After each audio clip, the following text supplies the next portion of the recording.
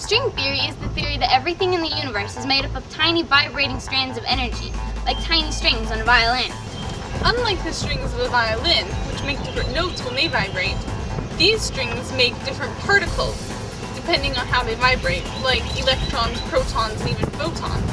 In the early 1900s, Einstein came up with equations to explain particle behavior in the world around us.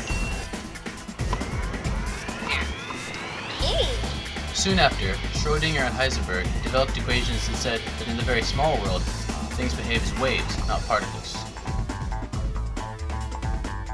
The problem was, when scientists solved these equations for particles and waves together, they came up with nonsense, including equations saying that the moon should have crashed into the Earth. Since that is clearly not the case, something was wrong with the math. Einstein and other scientists spent years trying to resolve these discrepancies. The equations of string theory are the only equations that solve this problem. String theory combines the mathematics of waves and particles by saying that everything is made of tiny vibrating strings. Different vibrations cause the strings to appear as, or to have the properties of, different particles. These equations also suggest that there are other dimensions, beyond the 3 dimensions of space and 1 dimension of time, which Einstein proposed and with which we are all familiar. But string theory is just a theory.